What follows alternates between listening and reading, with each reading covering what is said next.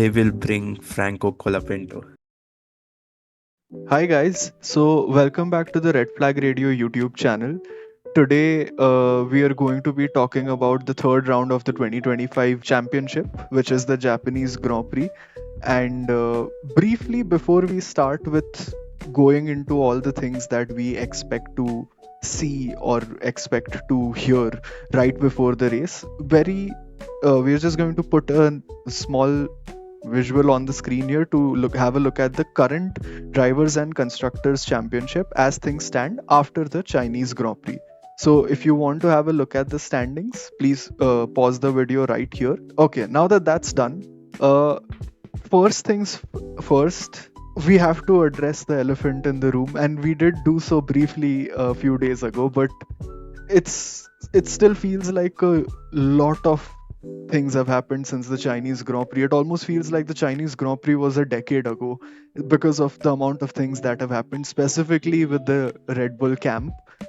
And so, Sonoda's home race and his inaugural race with Red Bull all combining together, it's going to be insane, right? Because of all the things that we have been talking about so far, him replacing Liam right out of the first two races, and him also recently commenting that he's ready to take on all the pressure that people are putting on him. So he seems to be adjusted well, but then so does every other Red Bull driver that gets eaten up by Max. So I don't personally think we are going to see that much of a big shakeup. Perhaps Yuki does better than Liam did in that he's not in the bottom five, but then it's still a car that he has not ever driven before. So it's going to be a tough weekend for him, especially given that, and we'll come back to this later on, but we do have prediction or there's a 60% chance of rain on Sunday during the race. So we're going to come back to that, but yeah, home race pressure or home race advantage, who knows?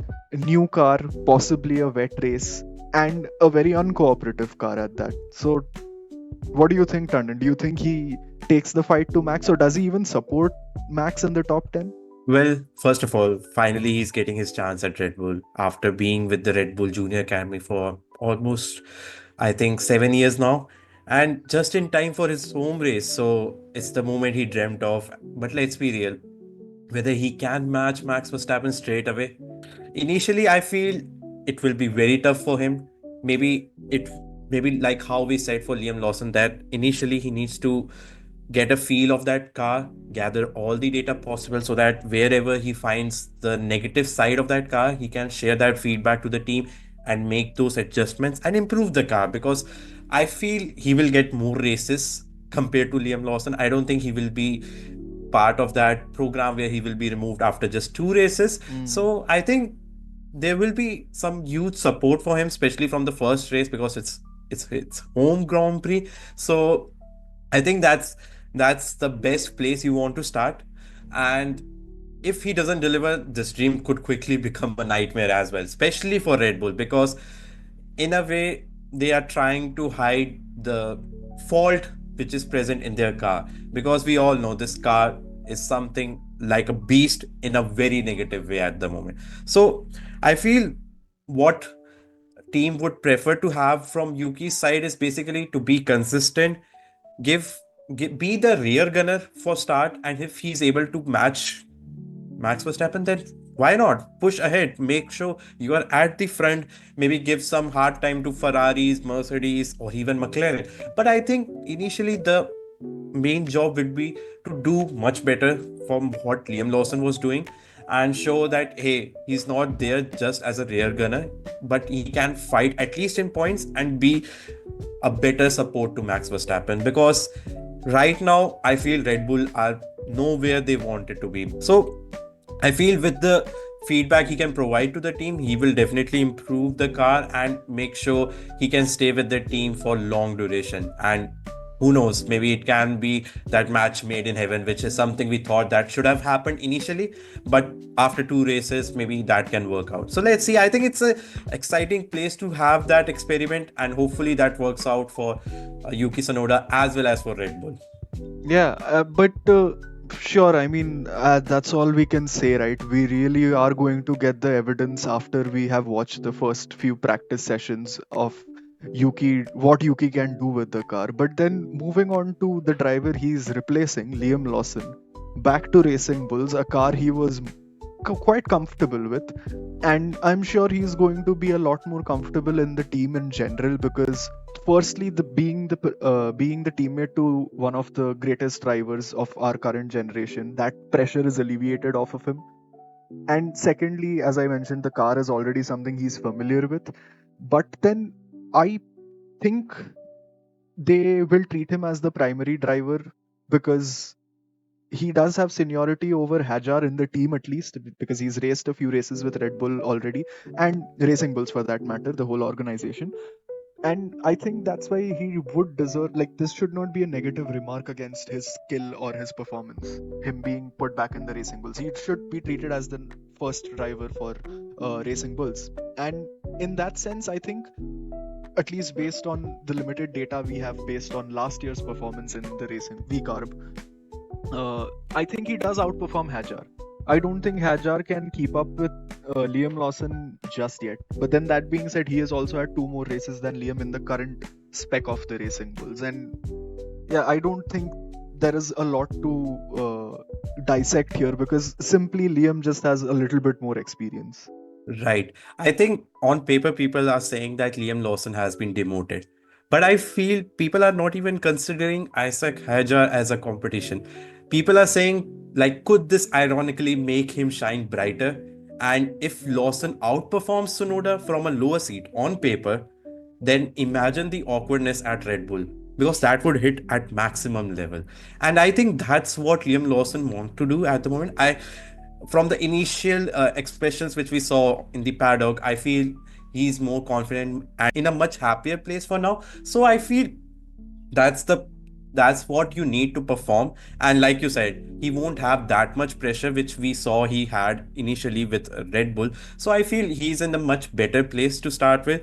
And if he performs like how we have seen he used to do against Sergio Perez in 2024, I feel he will gain that confidence straight away. So with Racing Bulls, I feel he should do better, and it will be very interesting to see how he will perform with Hajar as well, because Hajar is also doing really well from the first moment in the season. So let's see how that works for Racing Bulls. Maybe this is the combination that both teams needed from start. Maybe this is how Racing Bulls can perform better, and that will also allow Sonoda to perform even better for Red Bull. That's what they want from both teams, that even Racing Bulls perform the best and as well as Red Bull. So maybe this is the combination that they needed, with Liam Lawson doing better for Racing Bulls. And it will be very interesting to see how he will perform, especially against Hajar as well as Sonoda. That's how I see it at the moment. True, but then just before we wrap this part up, I genuinely, from the bottom of my heart, do love Yuki Tsunoda. But it would be hilarious to watch Liam outperform him because that will give Red Bull a planet sized migraine. And it would be just the most hilarious thing ever because who does Red Bull put in the seat after Yuki? They have to stick it out, right? They can't keep on burning through drivers like cigarettes. They will bring Franco Colapinto. Of course, as Ralph Schumacher has recently suggested. But Right. yeah, that was a very crazy story break recently. And so, briefly, for those who don't know, Ralph Schumacher broke this story that Christian Horner reportedly did not want Tsunoda or Lawson. He wanted Colapinto, but Helmut Marko disagreed and suggested that they go with an academy driver, Red Bull Academy driver, so that they don't have to pay for the new driver. But the bottom line of all this is that they wanted Colapinto, which does make sense because I know context matters here, but if you just take it as an isolated situation, Colapinto was consistently doing the kind of things in that Williams that the Williams was not supposed to do. He was And even better than Albon in some occasions, which was an exactly. eye opener for many teams Yeah, for that sake. exactly. And you could not say the same about Lawson. in the Racing Bulls or V Carb last year, he was doing what the car was capable of doing. He was not outperforming the car, but Colapinto showed that he was outperforming the car the way Max often does. Because the car obviously is not there, but Max is bringing something out of that car. So that would have been a very interesting lineup as well. Right. I mean, it will take some time to say whether it's the right decision of promoting Lawson and now Sonoda to Red Bull. But I feel if Sonoda doesn't perform, then people will agree that this is the car, not the driver. And hopefully they will accept it and be like, let's focus on 2026. Maybe that's the path they have to take and give a much balanced car for both the drivers instead of just giving everything to Max. I'm not sure whether that will work for Max Verstappen. Maybe something we will talk about when we are almost at the half season. But let's see how they will take that part. Right. But I think we have talked a lot about Red Bull and Racing Bulls. I think we should talk about the team who is performing at its best. McLaren. We have got Oscar Piastri fresh off his first win and absolutely flying. But let's not overlook Lando Norris, who is hungry for redemption. I mean, internal battles can push teams forward, right? Or tear them apart. So, how McLaren will manage both stars and let them fight, or. But I think this is what we predicted, that in this season, maybe these two drivers will be fighting at the top. And that's how I think it is shaping up at the moment. Yeah, I mean, they do have the fastest car as of now, and maybe a few upgrades down the line for them as well as other teams shakes this up a little bit, but that remains to be seen. But as things stand as of this moment, they are the fastest team, and they do have the fastest drivers so far. Both have won a Right. Grand Prix each, and there have only been two Grand Prix. But then, yeah, also Oscar is hungry for a championship, as he said during preseason testing. So, it, I think, yeah, we just want to see how that goes. Maybe I don't think there is a lot to talk about McLaren here. They are the fastest. They're having their own little party at the front. I think that is a little bit of a boring part of this season. But then I don't want to speak too soon because it's only been a couple of races. Who knows? This whole thing might blow up even funnier. Exactly. If there's that one race where both drivers collide, and Japan is famous for that. We have seen Senna Prost coming together in Suzuka multiple times, and imagine the scenes if something like that happens here again, because Suzuka is famous for that. How how McLaren will handle this, I don't know, because these are initial days and both drivers are very happy, but we have seen instantly how things change when something goes wrong. So it will be an interesting thing to watch how they will handle these situations, maybe more papaya rules for future. But it is an interesting thing to watch out for, especially Yeah, if they are fighting at the top, so you can't ignore them at. true. But now moving on to the next team, Mercedes. George Russell has quietly become Mr. Consistent with back-to-back podiums, and Mercedes is starting to click, I feel. And if Lewis Hamilton and Charles Leclerc and Ferrari's troubles continue, I feel Mercedes can cement their second place at the moment, because Russell is doing what is needed, and even Kimi Antonelli is doing whatever is needed from his side as well. So it is an amazing combination that is working out for them. So maybe their goal at the moment is to get podiums regularly, and if something goes wrong at McLaren, they can fight for that win. But I feel they are doing whatever is needed at the moment. What are your thoughts about Yeah, I Mercedes? think you're quite right in saying that they're doing what is needed because as things stand, again, limited data, 2 out of 24 races, 25 races. But you do see a trend popping up here that apart from McLaren, Mercedes is sort of the only top four team that is getting both drivers in the points consistently. It does not matter if it's through disqualifications or DNFs or whatever. The bottom line is that those two are the only teams that are getting two drivers in the points. Ferrari is Absolutely. failing to do so one way or another. Red Bull has had that issue because only Max was pulling the weight for the team so far. So all the credit goes to, in my opinion, all the credit is deserved by Antonelli more than Russell, which is not taking away from Russell's efforts. He's just been there longer and he's really found his groove with the team and the car. But kudos to Antonelli for at least keeping up. Like he doesn't have to win Absolutely. every race right out the gate and he doesn't have to be on every podium every race. But he's doing what is needed, as you said earlier. Everything is just True. being pushed into the reasonable limits of scoring points. True. But And that sets the bar for 2026 as well, because we are hearing that Mercedes feels like their engine is the best engine for 2026. So having two drivers performing at best, and this is the first season of Kimi Antonelli. hmm, So that sets the bar for both drivers. And if they continue to perform like this, I feel they are straight away the contenders for 2026 championship if 2025 is already gone at the moment. But they are doing whatever is needed from their side, right. which is good. But talking about the Speaking other of, team who is not yeah, doing right things, exactly, exactly what I Ferrari, was going man, to where do we say. even begin?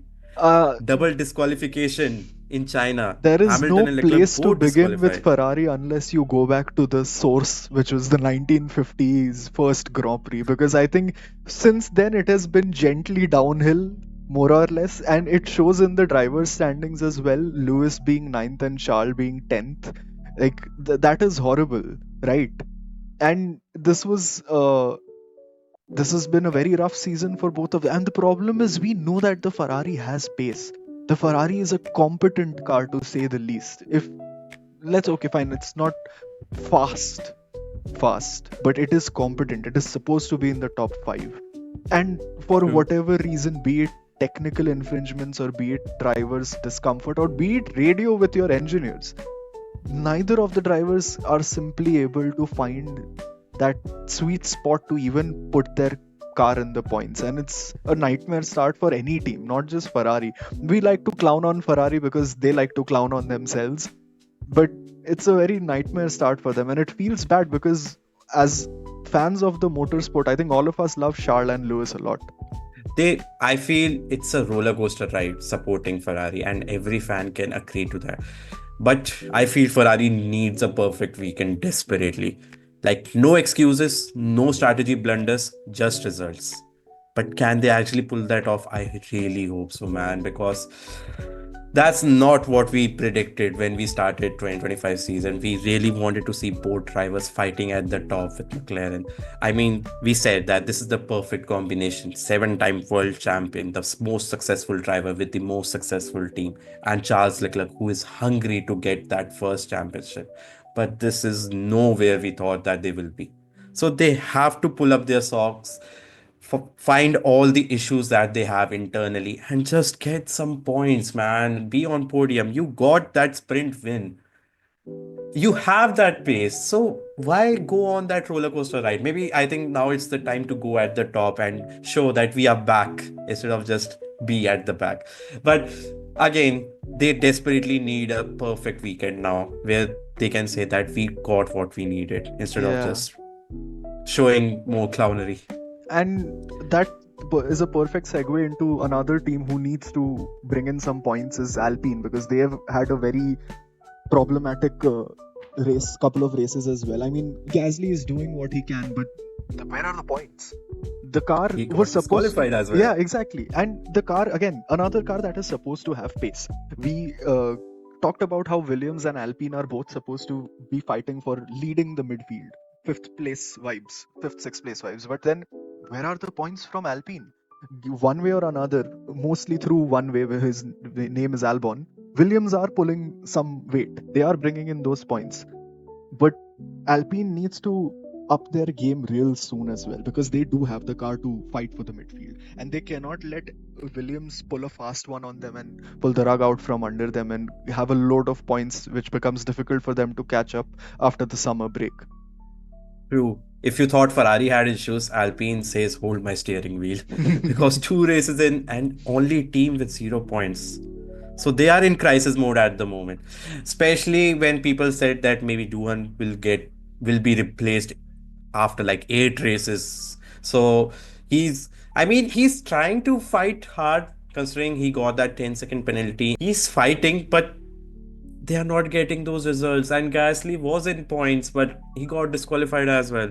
So I don't know what they can do at the moment because there's some pace to fight, at least with Williams, and fight for those rare points so that at least they can show that, hey, we can fight. And in those two races, we have other teams who were at right place at right time and got those crucial points because it's not easy to get those points straight away. Alpine will be kicking themselves that they were nowhere close to getting those points, and they need a weekend like how Sauber got in Australia and how Haas Haas got got in in China. China, That's right? right. Yeah. So they need a weekend similar to that for them. But how they will get that, I don't know. They have that pace. They have to pray for more Ferrari blunders or internal McLaren battles to get those points, but at least show that they have that pace, right? Yeah. So I feel Gasly is doing whatever is needed, like how we are saying for every driver that every driver is doing whatever they need to do.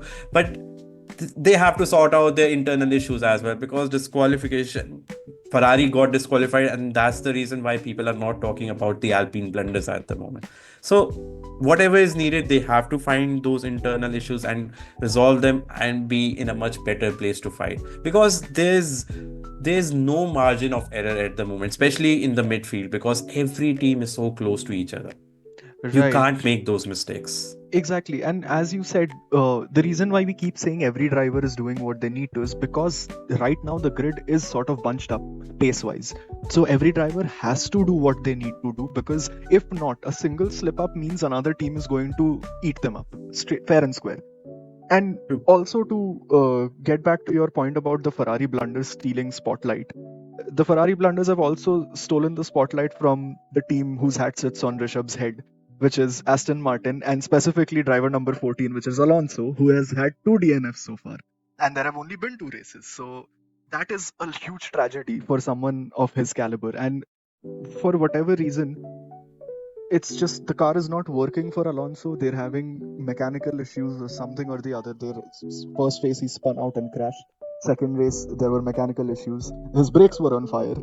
So, and clearly Lance is doing well. So the car is not a complete. But it just feels horrible for Alonso because he's the oldest driver on the grid. He's putting in overtime here per his age, and the car is simply saying no to him. So I think he's calm for a change. Usually we see if 2 races go horribly wrong for Alonso, he goes back to the team and it's your fault. Just fix it. But I feel his season hasn't started yet, considering there are 2 DNFs and he's yet to see that checkered flag. So I feel the minimum goal would be to just see that checkered flag in this race. And if something goes south for other teams, get those points. Because his teammate is doing really well. I mean, we are talking about Lance Stroll being consistent, and he has been in top 10 for all 3 race weekends, if we include sprint as well. So that's a very positive side. And Lance Stroll will be super confident in a way, because he's just showing that there is some performance that we can extract. So I'm happy for Lance, because I support Aston Martin, and any points we get is a bonus. And if Lance Stroll is getting those points, I am a happy man. And if he can continue doing that for every weekend, give him a lifetime contract, which he may have. I'm not talking about that's that. a bit of a stretch, honestly. I don't think anyone But if wants he to can get see those him there. points every weekend, then what's wrong, man? If he's doing that, then True, but that's he's what we doing need that at in the a moment. season after not doing that for 4 seasons, right? So he cannot Exactly. redeem himself in one season by bringing in points every race. That's why I'm saying give him more seasons Acha, straight away if he's right, doing that. right, He's, right. I mean, if he can be consistent, because we have seen Stroll perform at crazy levels in some races, but that consistency is where he draws the line. So if he can be consistent with that car and get those points, maybe this is the car that he needed to show that I can be that consistent driver. So let's see, he's doing whatever is needed from his side. But yeah, for Alonso, I feel he needs he needs that support as well to do better. And I feel Suzuka is that track where he performs really well. I mean, there's no track where he doesn't perform, but Suzuka should be his place where he can show that don't count out me right at the moment. I think So if we let's see. see one more overtake around 130 hour, we'll all be rejuvenated. As fans of the Yes, sport, yes. especially clearly Aston Martin fans are going to have a fun time at night thinking about that moment as well. But yeah, we hope to see more racing from Alonso, as Rishabh Imagine said. that overtake happening for P16. That is such a tragic thing to hear, man. I'm so sorry for you. We will come back, hopefully. Hopefully, yeah. So then, moving on to another driver who is not being able to sort of meet the standards that are expected of him, we have to talk about Sainz, who is getting outperformed by Albon. And okay, here's the rub of the whole situation. Okay, for every team who has had a driver shakeup, which is almost every team, the bottom line is they're in a new car. They need to get adjusted. XYZ. The difference is why we specifically pick out Sainz is that he has enough knowledge, technical knowledge about the car. He has that feel of driving a Formula One car with one of the top teams, and he is generally a very experienced and hardworking individual. He is not supposed to have these problems so consistently. His points, in fact, in China came as a result of the triple disqualification of the Ferraris and Gasly. So that's not what we want to see out of him, right? Because no matter which team you support, there are certain drivers you just love. And one of them, I think I speak for most of us, is Sainz. Because he's just a very down to earth, hardworking individual. But that aside, clearly the car has the pace. Albon is proving it time and again. And fine, he had the first race, he didn't have any points. Second race, he lucked out with the points. Third race onwards, I think we need to see him score and earn those points himself. We need to see him fight for those points positions himself. And no better place to try that than Suzuka, because Suzuka is a fast track, and I think the Williams is a car that is very well suited. Cars like McLaren as well, who are very fast on the top speed end. So I think Williams is one of those teams that should benefit from this track, regardless of the weather conditions. And therefore, I would really love to see Sainz in the points positions. It's just, yeah.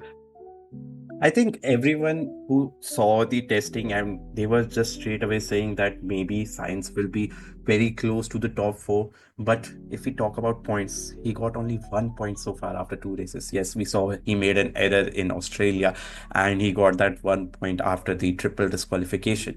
So no one expected him to perform that low compared to Albon, who is doing really well.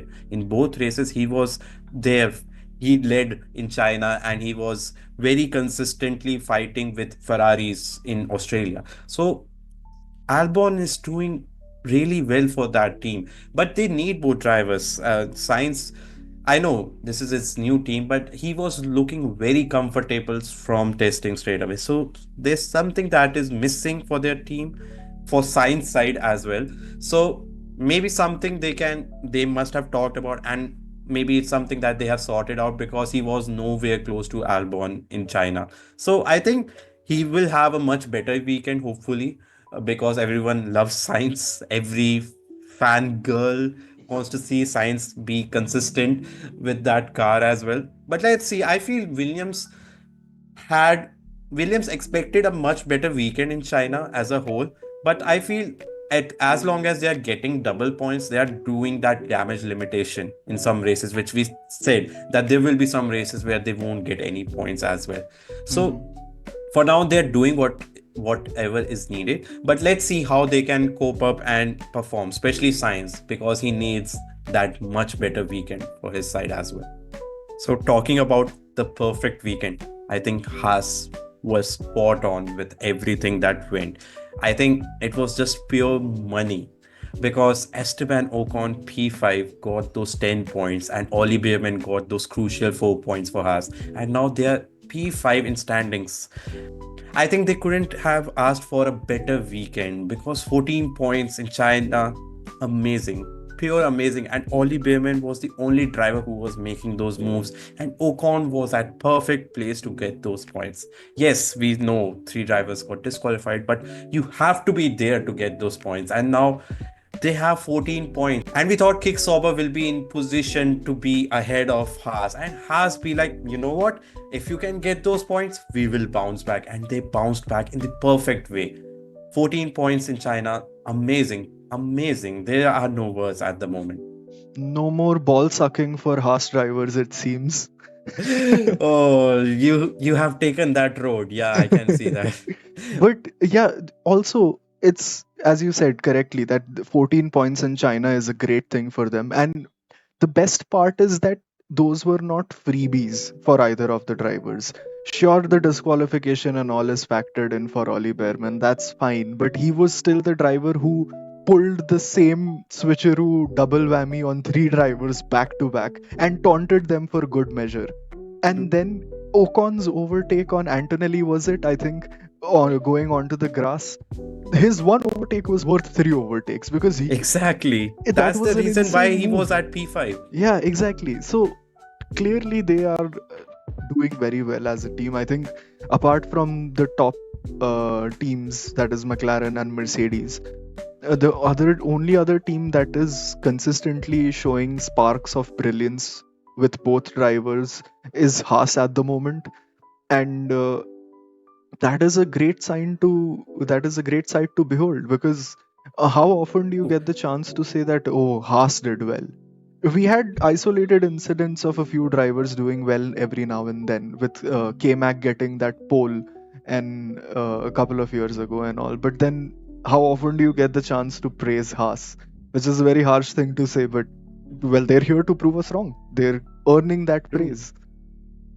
We said in Australia that they won't be happy with the performance because they were nowhere close to even points. They were last, and now they just pulled off the amazing strategy for both drivers, whatever it was needed for them. So it is an amazing recovery from where they were in Australia to where they are now. Mhm. And those 14 points will help them in long run to fight at the rear or maybe ahead of all the teams like Sauber or even Alpine at the moment. So that's what they needed, and they will be super happy to get those points.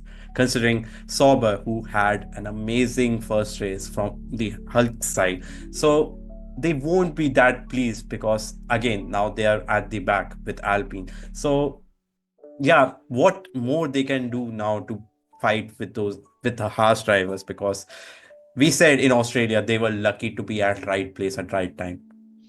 Right, Can but they get that same luck in Japan or in future races now? Because their car is nowhere close to be in points at the moment. and I think especially in Japan, just on vibes alone, Sauber can't compete with Haas because of what a beautiful livery Haas has dropped. I think just on those vibes alone, that Haas has won in my heart.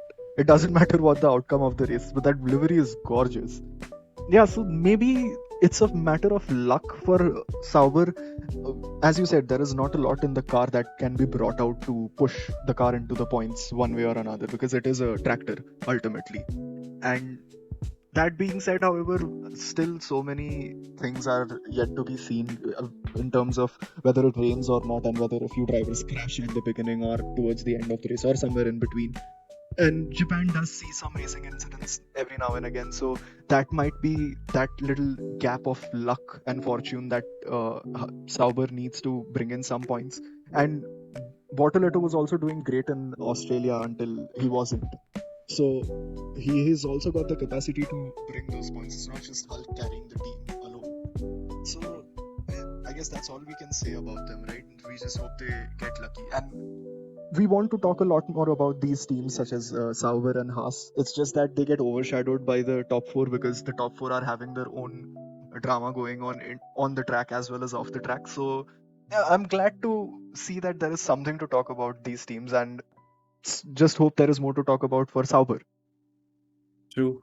Maybe we will see Bortolotto being there and shutting all the haters, if you know who I'm talking about. Mhm. But let's see how their weekend goes, how Haas will perform as well. So, moving on then, to wrap this up real quick, we're going to jump into our predictions for the race and the pole position.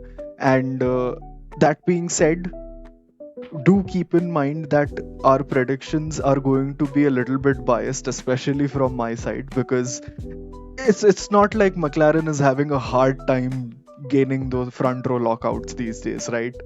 So, with that being said, however, Tandon, go for it. What are your predictions for the Japanese Grand Prix? I think my bold call will be McLaren victory.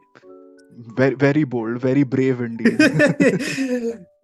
Okay, let's just say I feel this will be that race where Lando Norris will bounce back. I feel that Lando will get P1 and Mhm, as well as pole position. I think this mhm. will be that perfect weekend that Lando Norris needed to show that just don't count me out straight away. If Piastri can bounce back, I am in that same car and I know this car really well. So I feel Lando Norris will get P1 as well as pole position with Max Verstappen P2. I feel this is the track where he loves to drive, and maybe the conditions will favor him as well to show that he will be there on that podium. And P3, maybe Oscar Piastri. It's very tough to not put both drivers in on that podium places. So I feel that's the top three I can see.